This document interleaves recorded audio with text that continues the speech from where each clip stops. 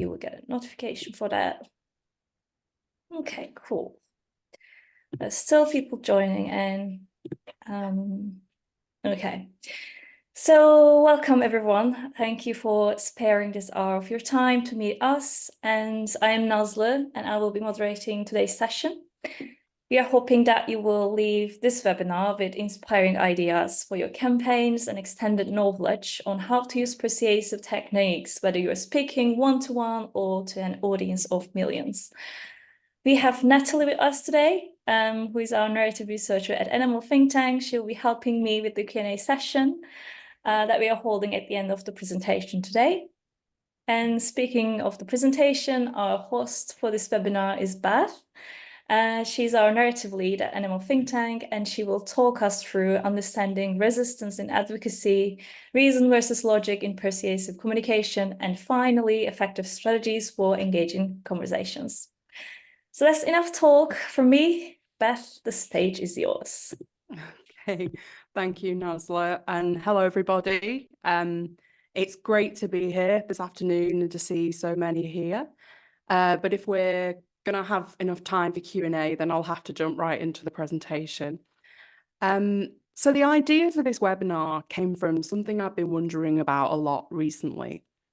Obviously, changing minds is the animal freedom movement's ultimate strategy to achieve our goals, but we haven't cracked how to do it reliably yet.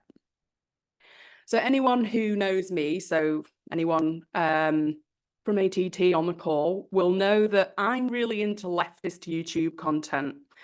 And I noticed that some of these YouTubers that I enjoy get a reputation for changing minds, for converting people in the alt-right, while others don't.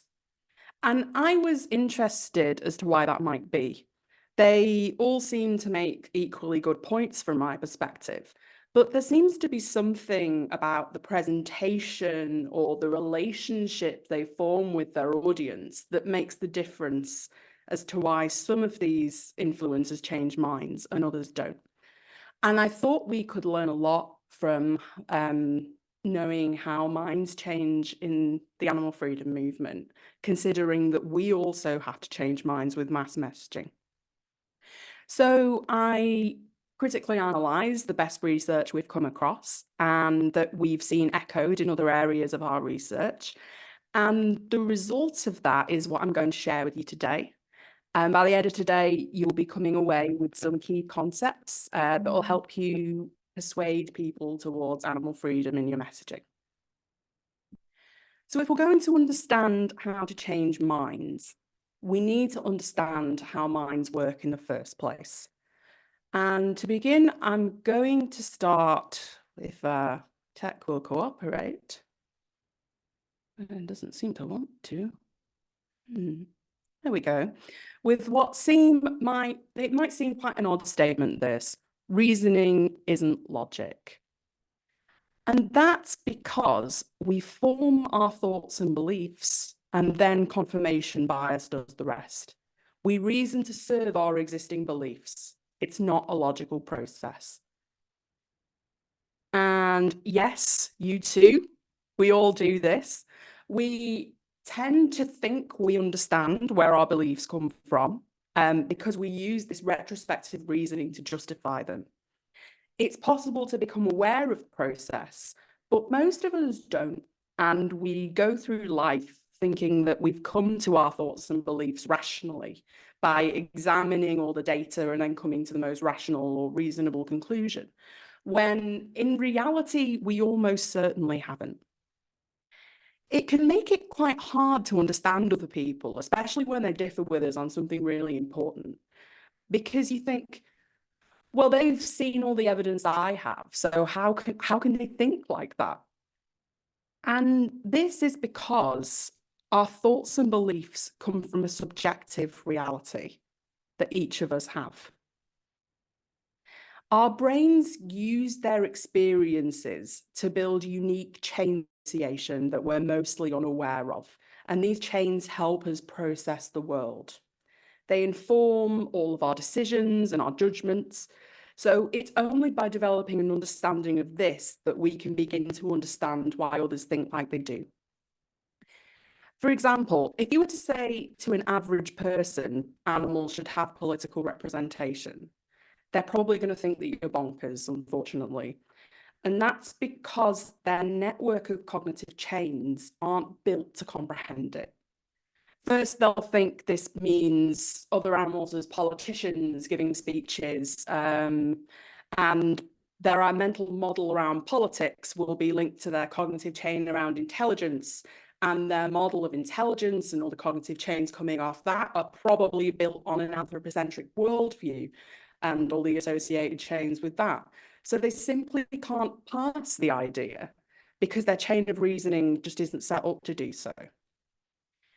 It's a bit like when somebody's born deaf and they get cochlear implants in later life. It can take a while for the brain to perceive this new input as sound.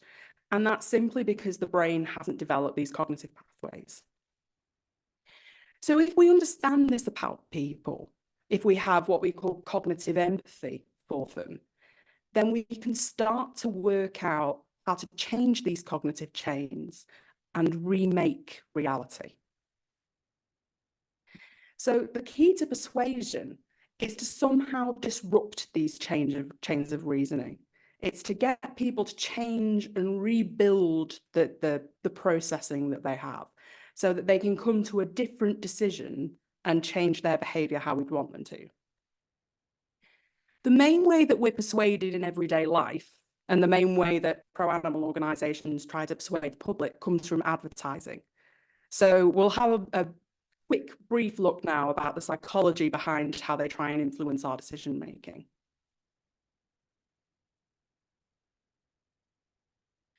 So social psychology works on the basis that we have two main ways of processing messages. Sometimes they're called first and second order thinking, or they're called fast and slow thinking. But today we'll stick with spontaneous processing and thoughtful processing. So we tend to use spontaneous processing when something isn't relevant to us on a deep level or particularly high stakes. When we're spontaneously processing, we take in information quickly, we take it in passively. We're more likely to make impulsive judgments based on spontaneous processing. So based on like the vague feeling or the vibes that a message gives us. And ads that solely target spontaneous processing probably won't give you any information about the product or service they're trying to persuade you to buy. They'll just try and invoke a feeling about a product. So anybody else in the UK on the call, you probably remember this. There was an advert for Cadbury's chocolate in the UK back in 2007. And it had a guy in a gorilla suit drumming along to Phil Collins in the Air Tonight. And it was really effective at targeting spontaneous processing. It was absurdist and it made people laugh, and it's still memorable today. But it didn't really give you any cogent reasons as to why I had to buy Cadbury's chocolate over another brand. It just formed an association between Cadbury's and positive thinking. And and a positive feeling, this humour. And that works because a bar of chocolate, whether to buy a bar of chocolate is not a high stakes decision. It's not a monumental decision to eat one, and it won't make much of a difference to your life whether you eat it or not. But when somebody's making a higher stakes decision, they're going to default to this other type of processing, thoughtful processing. And it's a much slower decision-making process. It's a process that people actively engage and spend time actually reasoning and deliberating in a way that they're much more conscious of. If you think about an ad for an expensive vacuum like a Dyson, they'll go into a lot of technical detail like they do here about why the product's the best option. And that's to appeal to this thoughtful processing. In reality, though, you'll never get an ad that just relies on thoughtful processing. There'll always be an effort to activate your spontaneous processing too. So like attaching social prestige to the vacuum, which is what's happening here. They're showing you this lady living her best Dyson life here. She's in a nice open plan modern space. It looks very high tech. It looks very futuristic. So what this is doing is giving you the information here on the left to give your thoughtful processing an excuse to follow the inclination of the spontaneous processing of the emotion or the feeling that they've created in you, which is, if I buy a Dyson, I'll have this great life. So where I think that we can sometimes fall down in animal freedom messaging is relying too much on spontaneous processing to try and change minds. And this is particularly evident around shock tactics and horror imagery. So there was a study carried out on horror and shock-inducing imagery in smoking cessation ads. And it concluded that this counterintuitively often works to turn people off the rest of the message, particularly when they don't feel empowered to make a difference. So for the smokers, if they felt powerless in the face of their nicotine addiction, then these horror and shock images of diseased lungs, etc., didn't make a difference to them. It turned them off. But aside from this, I think it might not be the best way to go, because when we rely on spontaneous processing to change people's minds, we're unconsciously acting as if taking action for other animals or changing your beliefs is a low stakes decision, when in reality it isn't. So for people who are already inclined our way and have a receptive cognitive structure, shock tactics probably work quite well. But for people who've unconsciously predicated a lot of their cognitive structure on the idea of human dominance, you're asking them to do an awful lot of work to unpick that. So really persuasive content needs to activate thoughtful processing. But this is where we encounter the problem, though, because take the example of this person with the network of cognitive chains that aren't set up to process the message and bring them to a pro-animal decision. The challenge we have then is to get them to follow their chain of processing and come to a different conclusion from their existing beliefs. And the problem is that's really difficult because we're very resistant to change. When we're presented with information that runs counter to our beliefs, we'd much rather assimilate it into our existing understanding rather than destabilize our mental model to accommodate it. It's easier for the average person, I think, the average person in the UK, to use their existing model to come to the conclusion that a practice like tail docking, for example, is a necessary evil, rather than challenge their entire cognitive structure and accept that tail docking and the entire system it exists to serve is fundamentally wrong. So questioning this human dominance worldview is a very challenging thing to ask people to do, because it's much more than asking people to stop smoking.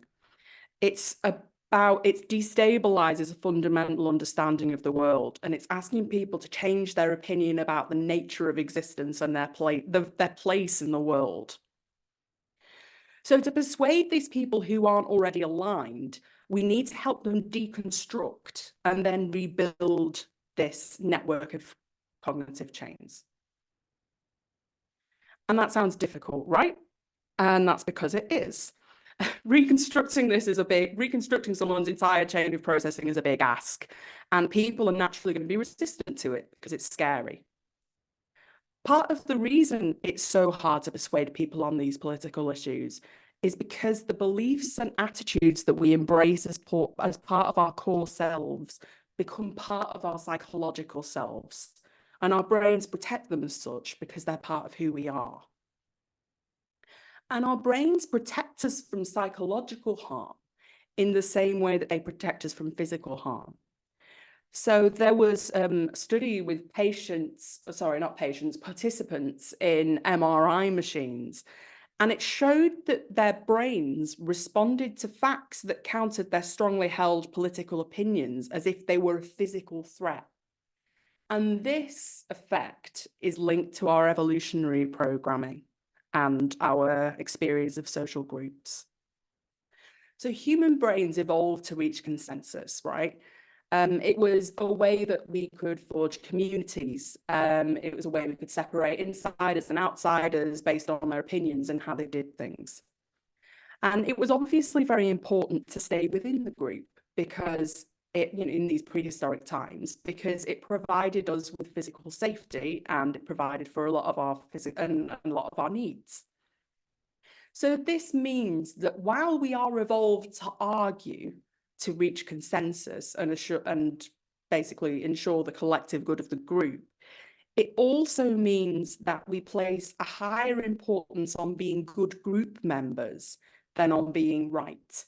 So we're likely to just go along with what most people believe, which is obviously very challenging for us. But luckily, there is a lot of research into how persuasion works and how to do it effectively, which we've seen echoed in our own research.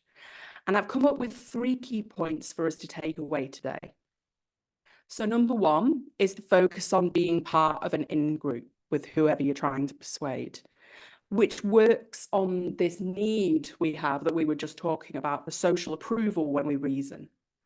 And one of the specific ways you do that is number 2, leveraging shared values, which is particularly helpful when you're creating persuasive content rather than talking one-on-one. And then finally, using messengers wisely within that content, because the type of messages we use to deliver animal freedom messaging can have surprising effects on how receptive people can be to changing their minds. So now let's have a look at this first key point, being part of an in-group. And the first part of this point gets me thinking about when I was a little girl.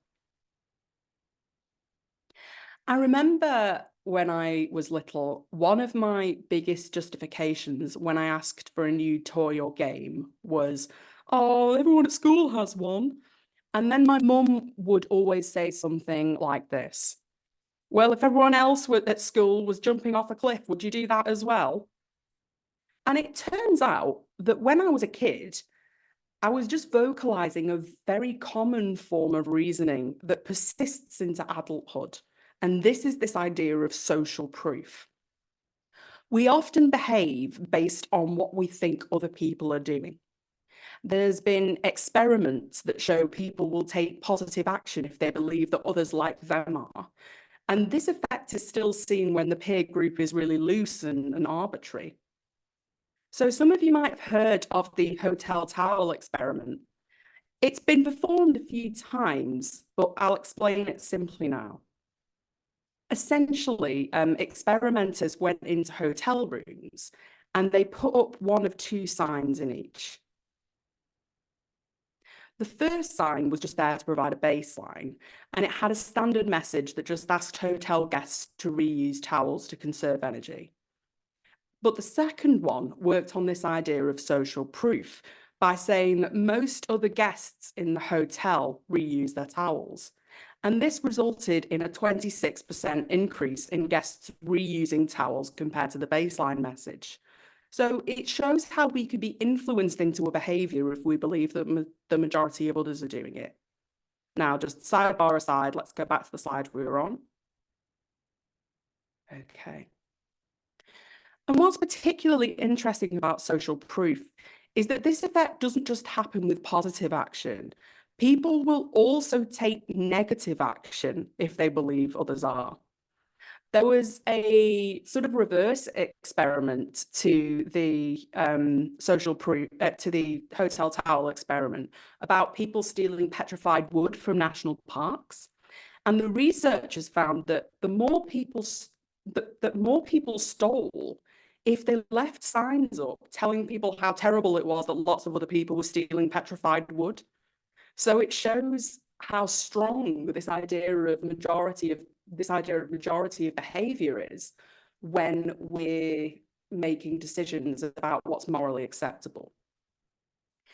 So what can we take away from this? Well, firstly, I would absolutely jump off a cliff if everyone else at school was doing it, and my mum owes me a PS3. But more importantly, to persuade others, we should be focusing on the growing numbers of people changing their mind and taking action so that we can leverage this bandwagon effect.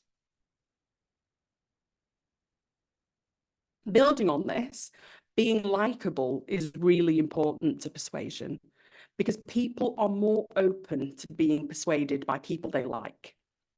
It puts you at ease, it makes you more receptive, and it takes some of the scariness out of questioning your own reasoning. And we're particularly open to being persuaded by people who we think of as like us in some way, who share a group identity with us. And what's interesting is that you can be like someone in a fairly arbitrary way and still be persuaded by what they do. So I actually lied before. There was a third sign in the hotel towel experiment that said that most guests who used this room reused their towels. And just pointing out this small similarity between the reader and other people increased towel reuse by 33% compared to the baseline. So a 7% increase on the sign that didn't specify the room. And so this shows that a vector of similarity, no matter how small, can have this boosting effect. Okay, now back to the slide we were on. Okay, and this is why it's so important that when we're communicating for animal freedom, we need to break down barriers rather than build them between us and people we want to reach. We don't want to create an us and them atmosphere. And we need to break down this popular image of the holier than thou vegan because it can be really alienating to potential allies. Because what we share is more important than how we differ. Not only because them being able to identify with animals and with animal advocates is key, but because if we find and leverage the right identity, that will make people feel that people like them are animal advocates, and also people like them are other animals, we should be able to mobilize more people. This is something that we're working on in our research, and we've not found the right one yet, but we are working on it. It's ongoing. And we suspect that there will be different identity leverages for different groups. So watch this space, essentially. Okay. Lastly, when we're leveraging these in-group identities to persuade people, it's important to work with them, not against them. So people aren't usually convinced by arguments when they're being challenged on something deeply held, because changing your mind's scary. And the problem is, arguments have winners and losers, and nobody wants to be a loser. So the mental defenses come right up in an argument situation. The key is to make people feel safe enough to think about their thinking. Particularly in one-to-one conversations, successful persuaders pursue the truth as a shared goal with their conversation partner, rather than as something to beat them over the head with. And the key to that is to build rapport so that they feel safe enough to explore. So there's a very successful technique for one-to-one conversation called deep canvassing that works on rapport building mainly, and it's proven to being lastingly persuasive.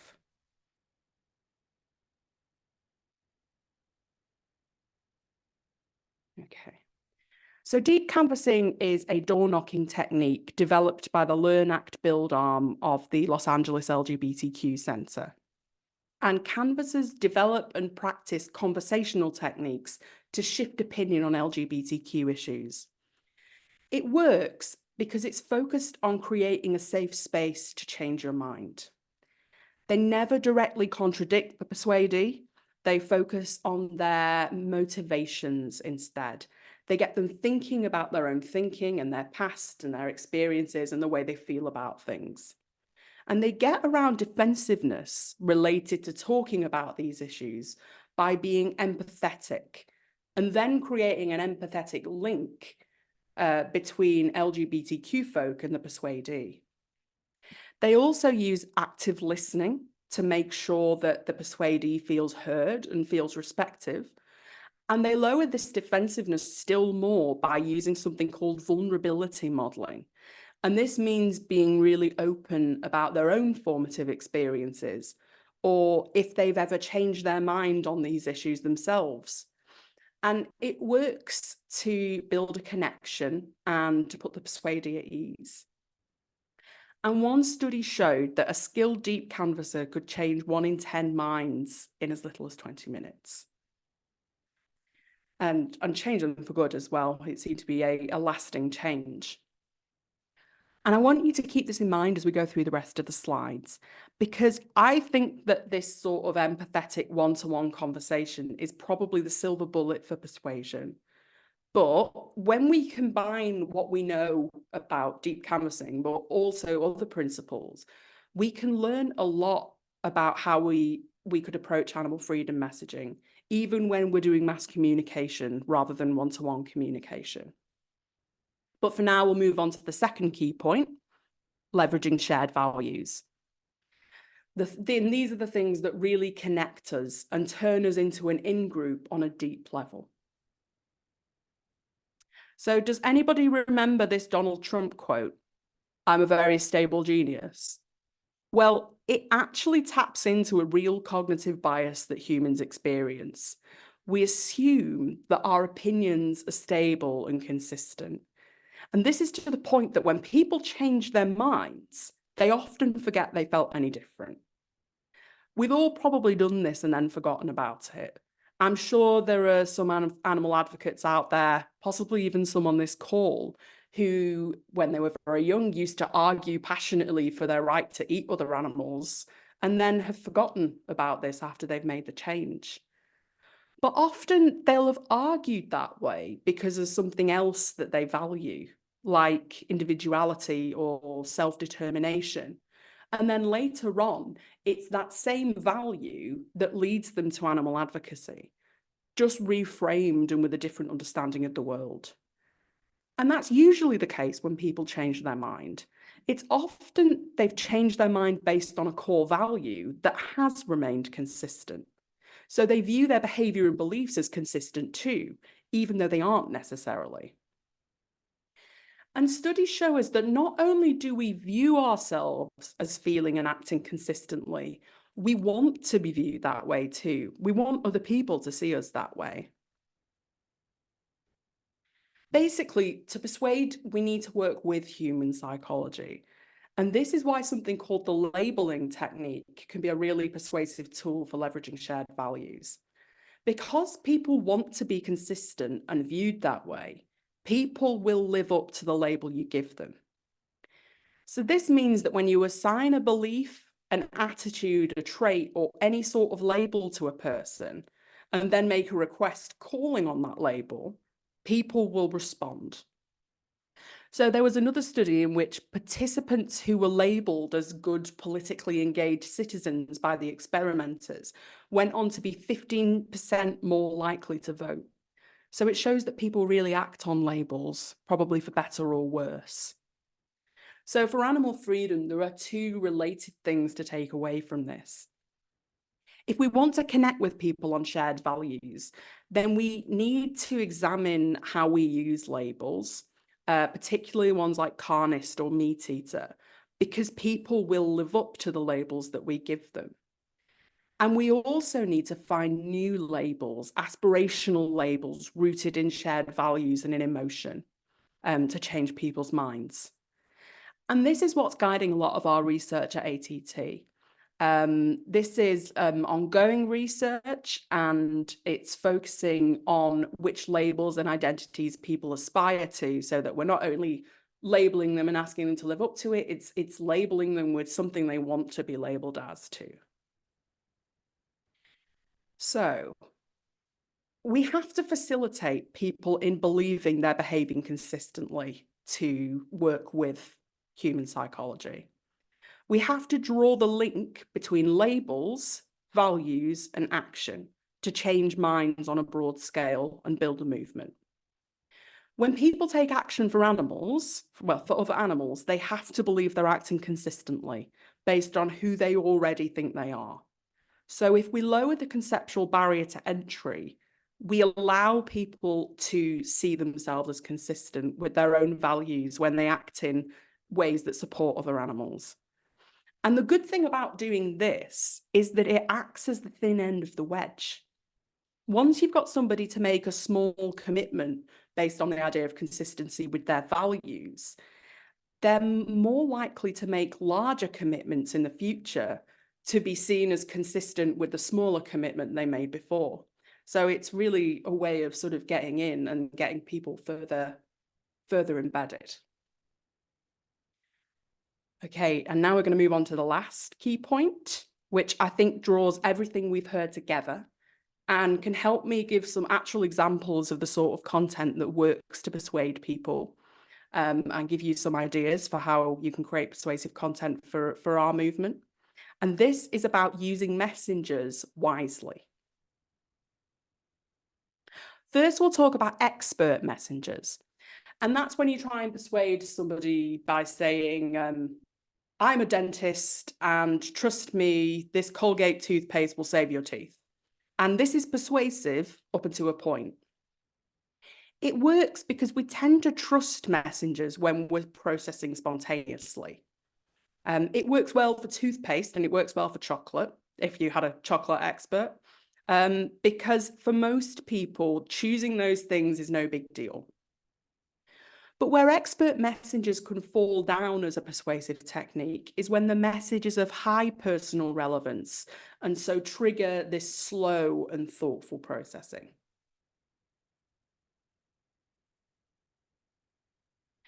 We're asking people to think an awful lot. And this study into personal involvement as determining how persuaded you are by arguments showed that an expert source actually isn't that effective at changing minds compared to a non-expert source when the personal relevance of the subject's high. And animal freedom is one of those things that's of high personal relevance to everyone, because it's deeply challenging to most people's self-concept. We're asking people to challenge a lot about what they understand about themselves and about the world. So we'd probably find that an ad in which a zoologist debunks anthropocentrism wouldn't be that effective at convincing people who aren't already ideologically aligned.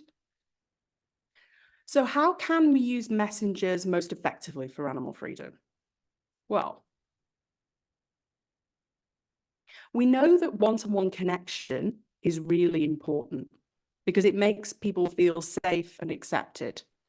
And we also know that skillful one-to-one persuasion seems to be very reliable in changing minds for good, even on these issues of really high personal relevance. The success of deep canvassing is emblematic of that. The human connection that deep canvassers make with those they talk to allows them to be receptive and makes them feel safe enough to gently examine their own chain of reasoning. So our challenge is this one. One-to-one conversation is probably the best persuader on these sorts of issues, but advocates for other animals can't change minds one by one. So we need to find a way to synthesize the power of one-to-one persuasion into one-to-many messaging. And I think the way to do this is with expert mind changers. And the best example I've seen of campaign messaging that does this is Freedom to Marry. If you're a regular at these webinars, you'll have heard us mention Freedom to Marry many, many times because we're really inspired by them. But for the uninitiated, it was the campaign dedicated to winning marriage equality in the US, which they amazingly managed in the space of 8 years. They're a great resource for ads. And I think this one here is a really good example of them combining what works in one-to-one persuasion with shared values by using a different kind of expert messenger in George here, the proud Florida father. I won't actually play the video because it can be a bit of a tech nightmare, but essentially, George talks about his marriage to his wife, Maureen, who's mixed race, and how he reacted to his daughter, Nadine, coming out as gay. So I'll read the transcript. When I tried to marry my wife, Maureen, in 1956, they assumed that she was white. There were many states that we couldn't live. And I said, well, what right have they to tell me who I can marry? When I found out Nadine was gay, I was disappointed. It took me a while before the light came on. The attitude that I had was the same attitude as the people who tried to discourage me from getting married in 1956. Let people get married, man. Whatever pitfalls there are, let them struggle through it. Family is everything. Where I think we can learn from freedom to marry is they didn't use expert messengers. They used trusted messengers. And George is an excellent example of that. He was somebody that conservatives who might be against marriage equality could recognise themselves in. And he provides a really persuasive voice because he's been there. And he shares values that he has in common with the audience, like self-determination and the importance of family. So it puts this hypothetical conservative viewer at ease. He's not an expert, but he is an expert when it comes to changing his mind. And he provides an example of how the viewer's cognitive network, their cognitive chains, could be rebuilt and reordered. Because George's acceptance of his daughter is built on these individualist and family values that he shares with the audience. And it works to minimize and shame ego threat because George is vulnerability modeling. He's providing a model of someone admitting they were wrong, and it makes it less scary for the viewer to do the same. So to sum up what we've talked about today into some key takeaways, this is what I'd have you bear in mind. Use one-to-many messaging to synthesize the persuasive power of conversation. We can't speak to everyone one-on-one, but we can provide blueprints for conversations and blueprints for new cognitive chains. Persuasive messaging should also help people walk back through their chain of reasoning, making them aware of their cognitive chains and to get them thinking about their thinking in a way that we usually don't. Also, because of the majority effect, the bandwagon effect, messaging that focuses on growing number of people changing their minds along with personal testimony is likely to be effective. And to do this well, you can employ a messenger like George, who acts as a model for somebody to change their mind. Ideally, someone who has something in common with your target audience and who changed their mind based in the values of that commonality. And finally, an us and them mentality won't persuade people, but common ground will. Now, this brings us to the end of the presentation, and I did just want to mention some key readings that informed about what we talked about today, and that you may be interested to read too. So these slides will obviously sent to you at the end of the session, and you can click on all of these and follow links. All of them are open source, apart from How Minds Change, but I provided a link to the book's website there because there are some great resources there too. Okay. So thank you, everybody. Thanks for listening. Hopefully we've got a little bit of time for some questions. I'll try and answer them as best I can, but please be nice to me. Thank you, Bat. Yeah, let's do a Q&A session, and we're gonna wait for a while for everyone to put their question in. This was a lot to take, and thank you for this amazing presentation. So yeah, let's wait a couple of minutes to give people to absorb all that information. Mm-hmm.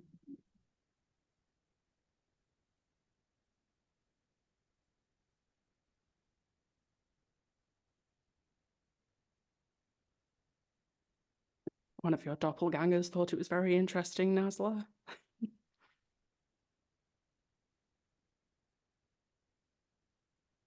Oh, thanks, Jessica. Thanks, Katie.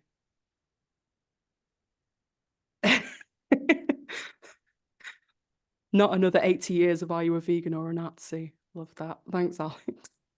Oh my God, lots of me in the chat. Please rename yourselves.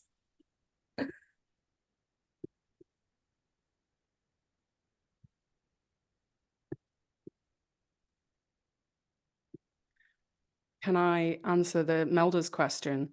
Oh yeah, yeah. So burning question for Beth and the ATT team. What are the labels we can use for non-vegans? Oh, Alex, I love pre-vegans. And it's probably not far off. So we don't have labels for non-vegans yet that we've proven by research to be effective. But we suspect that the labels we eventually do find will be something that does almost label them as pre-vegans, but something based in a shared value that we all have. So we did test animal lovers as a way to leverage similarity. It didn't seem to be more effective in the way we tested it, but we do have to sort of repeat studies to make sure that they're statistically valid. But we suspect that it will be something along those lines, something that people, and ideally something that's aspirational as well. To be honest, ideas in the chat would be great. Yeah, telling someone you're an animal-friendly person or would probably, yeah, it's got to be something pro. It's something that's an affirmation rather than a, whatever the opposite of an affirmation is. So yeah, animal-friendly would be good. Shaming meat eaters works. What would you say to that? I am not sorry. Sorry, Nasla and Natalie. You're supposed to be doing the Q&A. I'm just getting too excited by the chat. So shaming meat eaters work. What do you say to that? I would say, based on what I have seen, at least, I would say it doesn't work based on my research. Also, anecdotally, I became vegan in November of the year before last, and being shamed, if anything, probably made me dig my heels in for much longer. And it created this, group of vegans who were not me and I could never be part of. And it was only by being accepted by people at ATT, even before I stopped eating meat, that made me make the change. So I think I'm living proof of this in action. Okay, I'm going to shut up now and let Nancy do her job. That's okay. That's okay. Thank you for taking initiative on that. A lot of questions. So it appears on the chat as me, but Helen asks, can you give 3 tips for in-person outreach? So my first tip is to look up deep canvassing. Absolutely. Because they have developed these techniques for in-person outreach, which I think is definitely worth looking for. So that's the Los Angeles LGBTQ Society Learn, Act, Build, or Lab. So they will be able to give you a much more in-depth than I can. But I think that this rapport building and pursuing the truth as a shared goal is key. I've just noticed as I was doing this presentation, I've said the phrase is key so many times, but it is key. This idea of rapport building and active listening, vulnerability modeling, try and find vectors of similarity rather than difference and leverage those, I guess. But also look up deep canvassing because they'll explain it better than I do. Thank you. A question from Daria. Hopefully I'm pronouncing it right. Are there any known animal liberation activists already following this type of communication? So hang on, let me think about that one. That's what we're trying to get more people on board with in narrative at ATT. it's really important to us that animal freedom activists and advocates start to use this sort of comms. Animal Rising are doing some great comms at the moment. We're admirer of them in the way that they're kind of affirming our relationship with animals, rather than sort of decrying our current relationship with them or the bad parts of our current relationship with them. So yes, I would ask that you all start to think about these techniques, because I would love to see more of it. Layla asked a very interesting question. I want to prioritize that a bit. Is Pax Fauna doing deep canvassing with their ballot initiative? I don't know. You might have to ask Pax Fauna on that one, I'm afraid. I'm not sure. They are creating very similar research, but they are US based, so I'm hoping they are. Yeah. Yeah, Olivia already answered. Yes, we are. Oh, So awesome. yeah, great. Oh, Olivia, could you tell us a little bit more about it?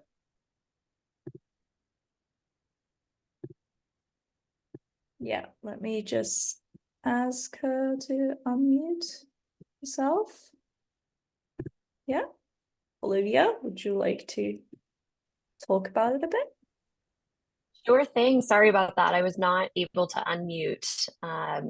So I won't speak too much to this just because this is mostly in the realm of what our campaign coordinator has been doing. So I don't want to speak out of turn. I am more on the communication side of things.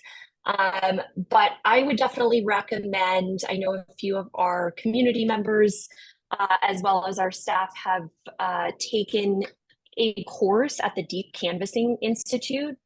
And I know that was particularly helpful for putting together a plan for how we are going to go about our deep canvassing.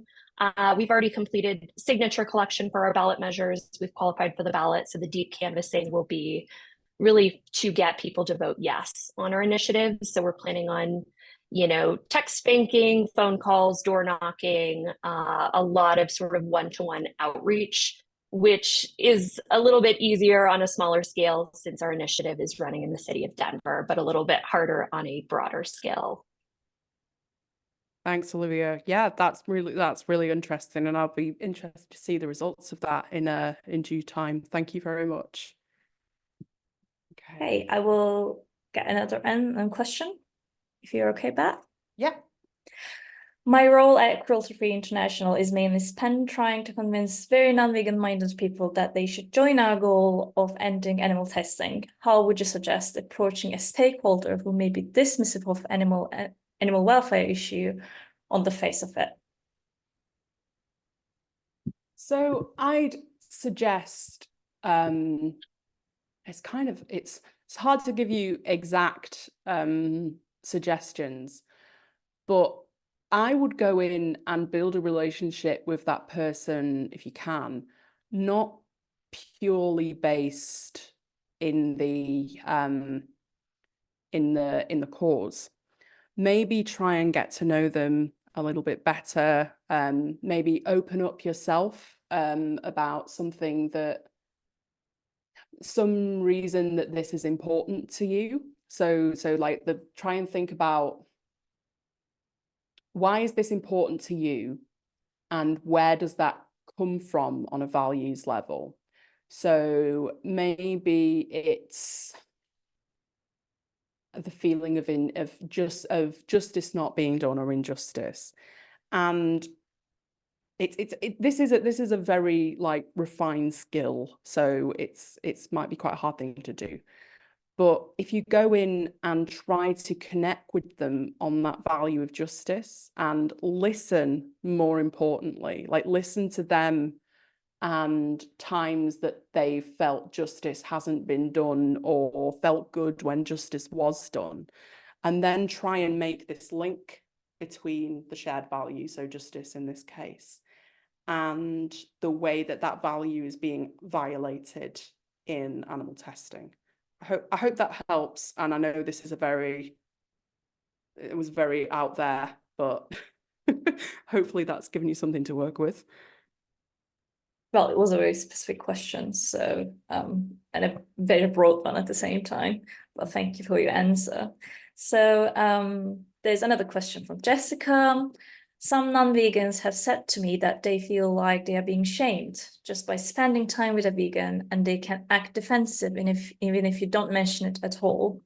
Is there a reason for this and a way to make them feel more comfortable and therefore more persuadable? I think one of the problems that we have is that it's an ego threat sort of by nature to a lot of people. And I think it's because deep down, people want to see themselves as moral people. And being confronted with a vegan is evidence of a moral good that they are not partaking in, so a way that they could be better. And I think that this is deeply threatening. And I think that the only way to combat that is to connect with them on a human level, is just to, like, even if you're not, you laugh with them, have a sense of humor, make yourself approachable. It's not easy.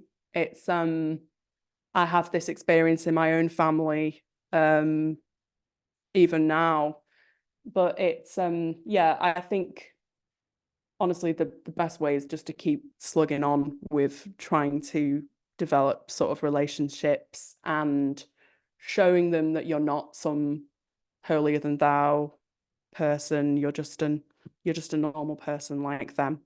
So again, maybe finding back to the similarity. You might eat meat and I might be a vegan, but we both think that that dog shows are wrong, for example. Okay, cool. Thanks. So I'm going to take last question, but for those whose questions are not answered yet, please put your question on our YouTube channel once we publish the recording. So Beth or Natalie or anyone in our narrative team can reply to those questions. Unfortunately, we have limited time. So yeah. The question is from Katie. Any suggestions for how to persuade a mainstream established animal rights organizations to alter their messaging tactics? I'm sorry, could you repeat that? I didn't hear. Yeah, sure. Let me find the question again. Any suggestions for how to persuade mainstream established animal rights organizations to alter their messaging tactics? Sorry, I didn't understand the word persuade. Does it mean like like convince mainstream established convince animal? Yeah.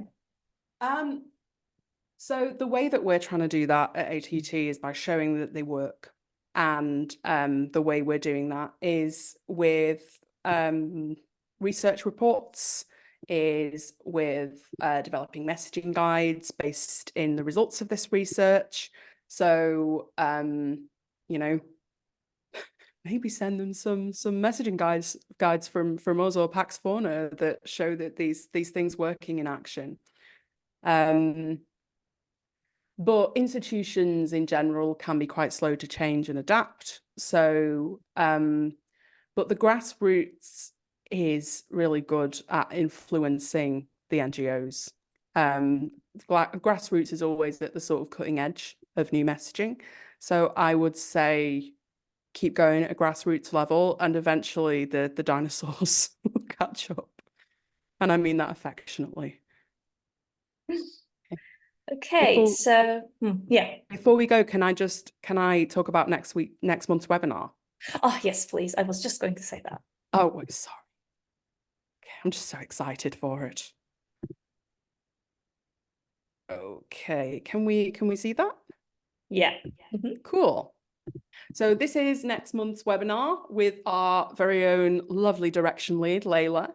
She'll be drawing from cutting-edge research on social movements and civil resistance, and sharing key concepts, principles, and strategies for building a powerful movement that can achieve lasting change for other animals.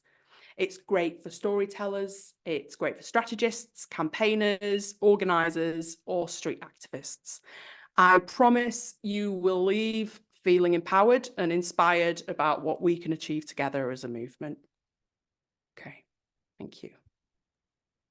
Cool, thanks. So before ending the session, I would like to announce something that now you have instant access to all of our resources, and you will see more of our internal work in our new space that we call Animal Think Tank Newsletter.